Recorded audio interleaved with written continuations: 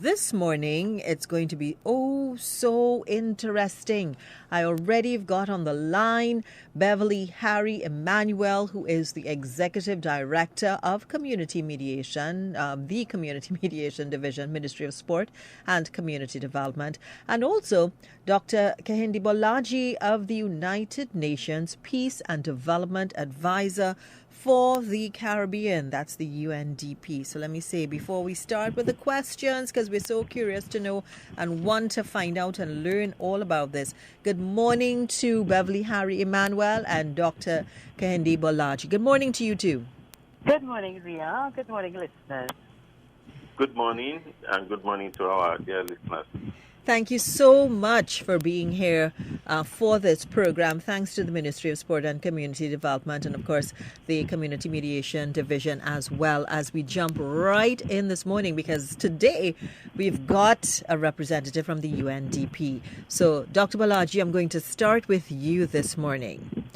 Now, exactly what is the United Nations Development Programme Department of Political and Peace Building Affairs? That's the UNDP DPPA program on building national capacities for conflict prevention. And what is the role of the organization in this host country in the region?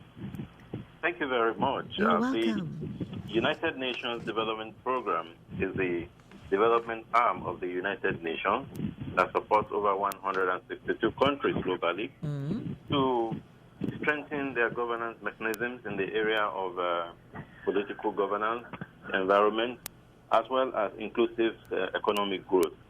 But then the UNDP has a joint program with the Department for Peace Building and Political Affairs in UN headquarters in New York. And that program specifically is on building national capacities for conflict prevention. So it is a program of the UNDP and DPPA, which are separate entities of the United Nations.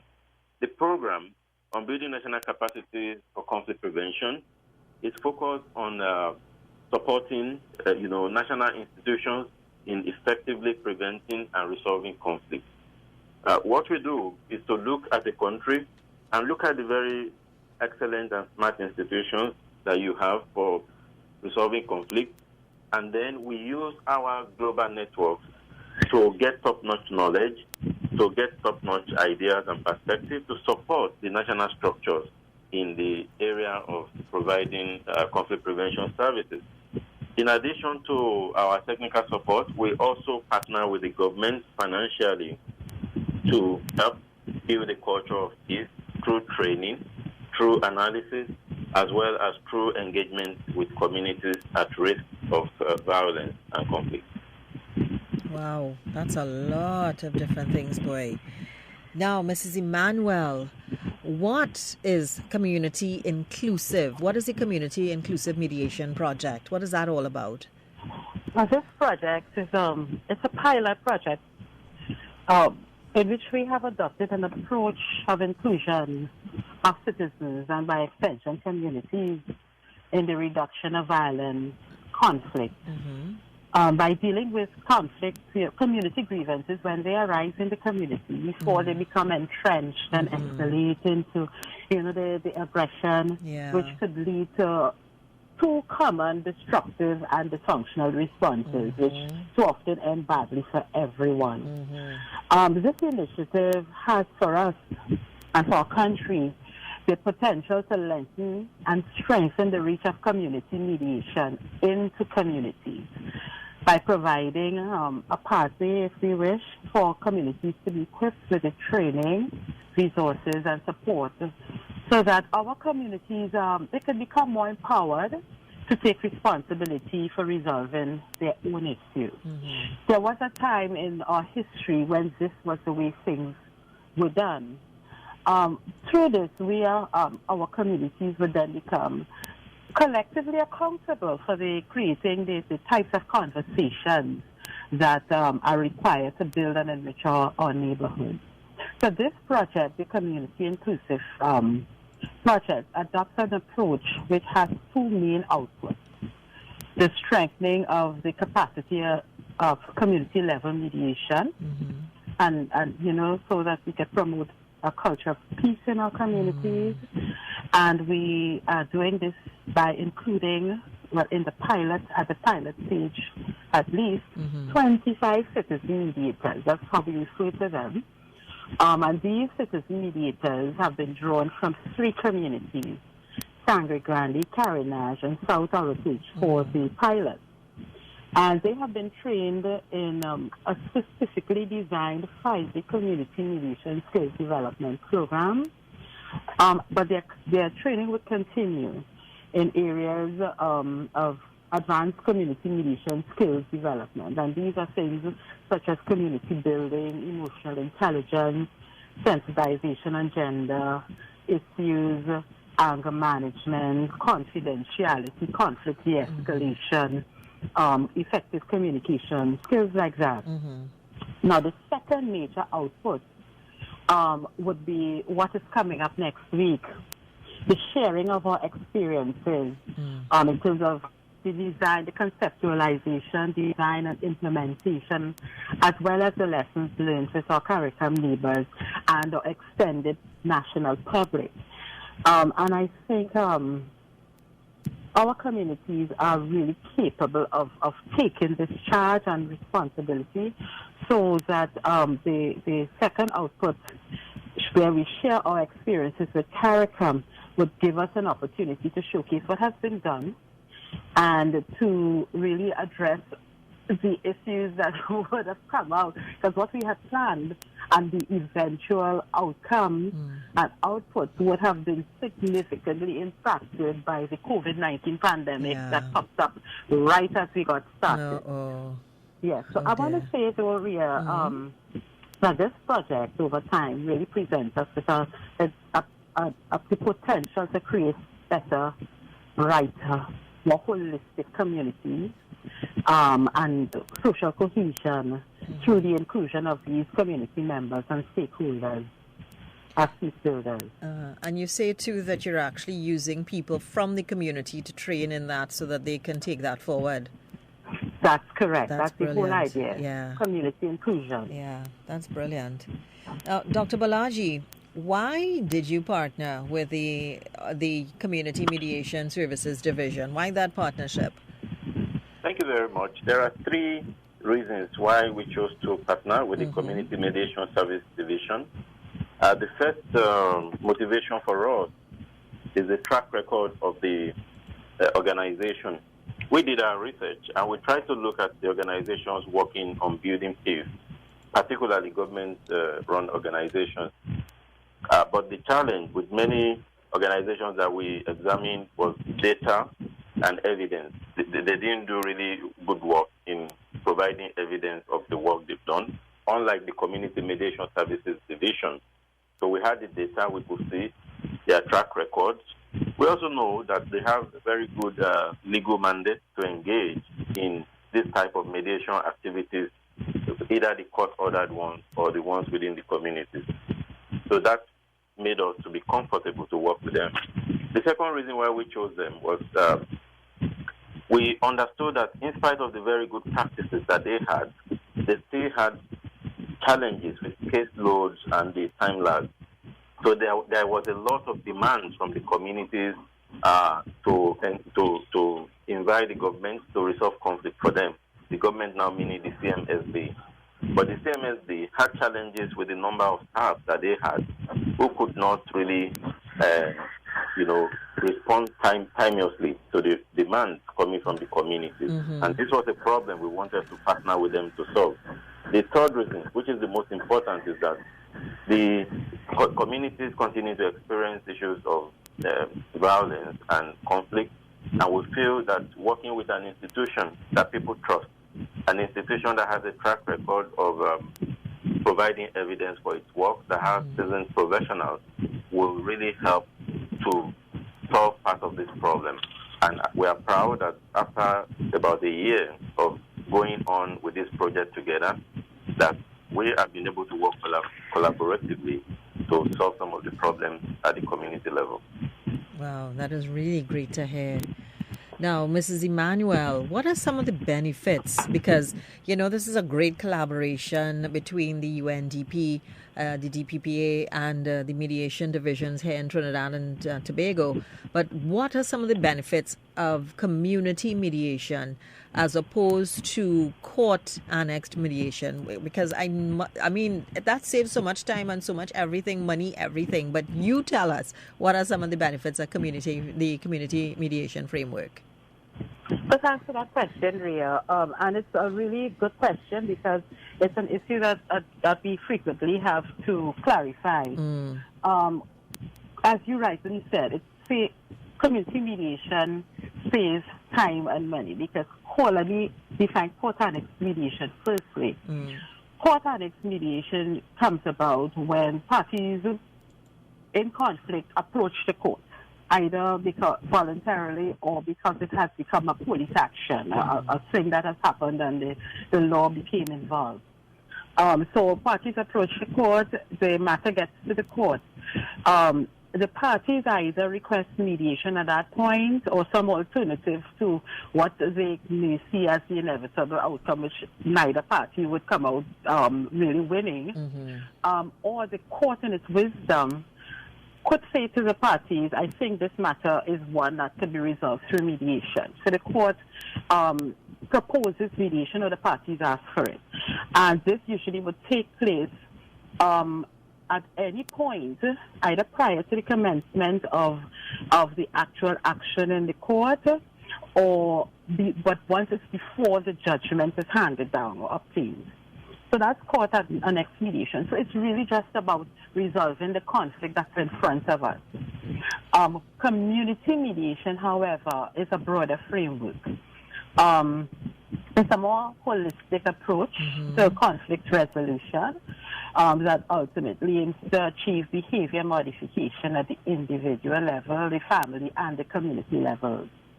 Because community mediation encourages participation by community stakeholders, while at the same time, what we do, we remain relevant to the social and cultural issues that are affecting the community. So, therefore, we are addressing the actual needs and the underlying issues that give rise to the conflicts in the family or in the community. So, to achieve this, ideally, community mediation must reside in the community, and this is, for this reason, our program, the community mediation program, is structured as it is, in that we provide mediation and social work services within or in proximity to particular communities, although our services can be accessed by anyone at any center if they choose. So while we provide it in the community, people are not confined to their communities. Okay. Another benefit of community mediation is that although we provide mediation and social work services to address disputes when they occur, we have proactive and behavior change programming. So it's a broader approach than the court-annexed mediation. And these programs are either specifically designed to address problems that are identified by the community or the stakeholder organization or group, or they could be some of our programs that we have developed because of what we've seen coming into mediation centers or the issues that have been clearly articulated by our communities. And some of these programs I am referring to would be things such as our parenting and mental support groups, our peer mediation, our community empowerment group training, which address things such as emotional intelligence and conflict de-escalation, anger management. So community mediation really looks at a holistic 360-degree approach to conflict management.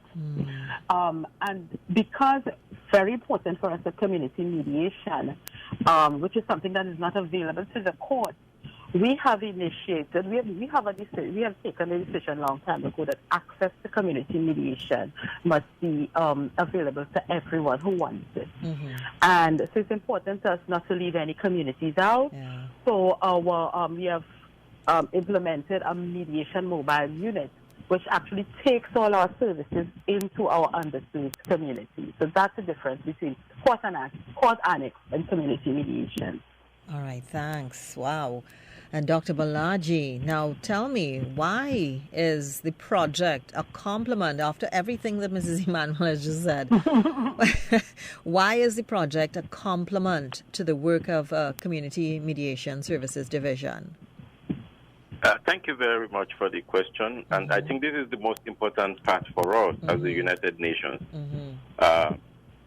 This project has helped to create a new model of practice, which is based on partnership between the communities and the mediation division. Before we started this collaboration, the nature of relationship was between a service provider, which was the community mediation division, and the people in the community. So the people saw themselves only as users and beneficiaries of the services. But this project has been able to work together with the government to make them to be partners. So now we have community mediators that have been trained that are not only beneficiaries of the capacities, but they will be expected to go to their communities and support peace building processes under the guidance and the management of the mediation division. That is the first, for us, the difference that the project has made. In the medium term, we expect that this model that has been piloted will help to save costs, that is the cost of mediation to government. It will also help to save time because community actors who have been trained and are being managed by the mediation division can quickly step into conflict situations instead of waiting for people to come to solve their problems for them. Trained persons within the communities can do this on their own. Thirdly, it will build trust between the government and the people at the community level because while working together, community stakeholders will start to see that the government means well for them, just as they wish for themselves, and they will continue to engage with the government on the basis of respect and trust for the intention of the government to bring peace to their communities. I would say, in closing on this question, that the project itself reinforces the perspective that achieving peace at the community level is a collective responsibility rather than a task only for the government of Trinidad and Tobago. All right. So I love this, though. I really do love this and this collaboration and everything. Now, you touched on this a little while earlier at the beginning of the discussion, Mrs. Emmanuel, about some of the challenges that you have encountered in basically rolling out this project with COVID-19 protocols, because you said as you were about to begin, bam, COVID hit. So what were some of the challenges you encountered? Well, yes, we had just completed the training in the basic mediation skills, community mediation skills, when COVID struck us. So we took the mentoring and coaching elements of the project virtually, and when we were allowed to, we had to really meet in very small groups. This is the 25 persons, because at one point only 5 persons could get together. So it meant that we just had to reconfigure how the mentoring and coaching elements were conducted. But for me, the biggest and hardest element of this project was our ability to execute the public sensitization and education plans, which we had envisaged would take us through these 3 communities in a face-to-face personal way, which would have allowed us to directly approach and engage with members of the public so that they would learn and understand what we were trying to accomplish, and in so doing, get their buy-in and commitment to the public, the project, and the process. And buy-in is critical because it builds trust between the citizen mediators and their respective communities. Especially since I believe that there is a direct correlation between the successful and sustainable community and stakeholder engagement and the degree of success that we would get in this project.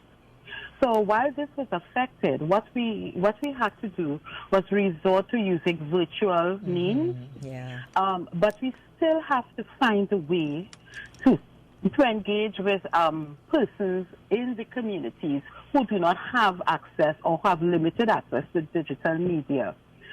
And then, of course, the pandemic affected this our signature, what I would call our signature event for this this collaboration, which is we had planned a conference which would have brought people from the Caribbean into Trinidad and Tobago for a 2-day conference to share the experience with them and to perhaps take them to some of our communities, the 3 communities, so they could see for themselves and engage with the people. So now we have to take this virtually, which is actually an opportunity. So although COVID affected us, it also gave us the opportunity to expand the number of persons who would be exposed to this information because we're going virtually. So we have moved the conference size to 80.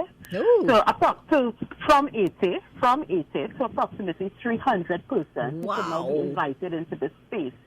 You know, and so that we would not lose the experience of going into communities. What we are actually doing is developing a video presentation of the mediators, the citizen mediators in their spaces, in their communities, talking about their experience. So we're trying to make the best of it because that's what mediation teaches us, resilience and looking forward, right?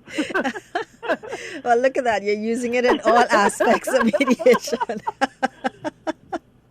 Oh, goodness. All right. Again to you, Mrs. Emmanuel. The ongoing support for citizen mediators, what is that going to be? And when do you expect the project to end, basically? Ria, it's important for our citizen mediators and the communities to know that these mediators have been trained by us, but we're not sending them out there on their own. Right. They will have our full support and ongoing technical assistance. So they are going to be assessed after they've been deployed for about 3 months. We're going to assess their skills. We're going to continue to provide, of course, administrative and project management support, monitoring and evaluation, quality assurance, data collection, that type of thing, so that the project will maintain the integrity of the project. We will also, because of what has happened with COVID, we intend to expand the mentorship and coaching elements beyond the symposium. And we, very importantly, we intend to complete the skills development in things like anger management and conflict de-escalation for these community, these citizen mediators.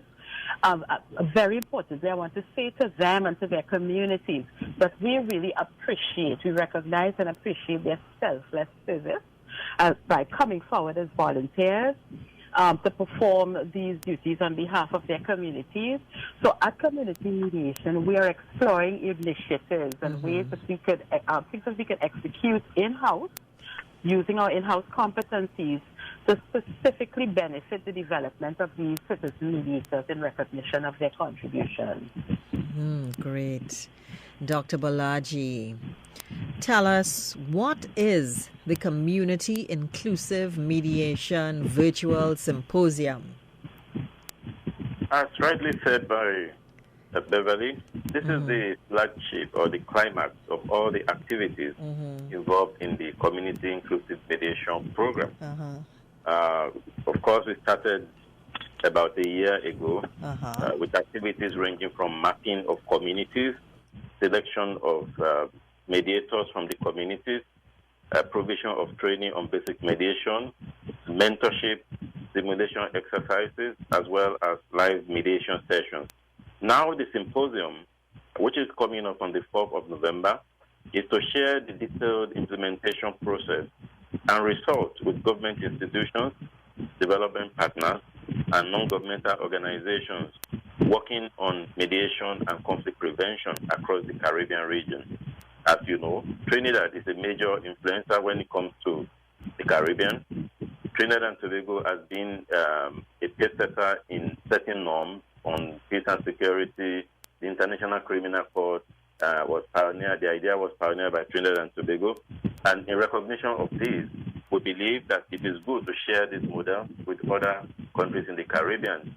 And hopefully, we will find a couple of countries or organizations who are interested in replicating this model in their own countries. And we hope that also, going forward, the government of Trinidad and Tobago will continue to resource this type of partnership between the communities and the community mediation program, so that you could help release the latent talent in the communities for peace building. Okay, great. Mrs. Emmanuel, all that was just said. Why host this event?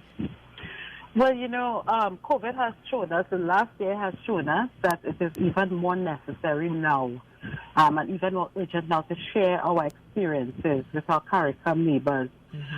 Since the lessons learned from this project and from the experience of executing in a pandemic have been significantly enlarged and enriched by the challenges and opportunities with which we have been presented. We have to learn collectively and strengthen what we do and how we do what we do through feedback and collective thinking, and this forum would allow us to do that. So staying on course and culminating in this symposium is really important as we move forward nationally and regionally. It's really a priceless opportunity. So that for us at Community Mediation on a very granular level, this event is a signal to our resilience and our determination, not just to proceed with the plan, but to proceed with a better, expanded, more far-reaching, impactful event. Okay. Yeah, hello? I'm here. So there it is. That's why we're going forward with this.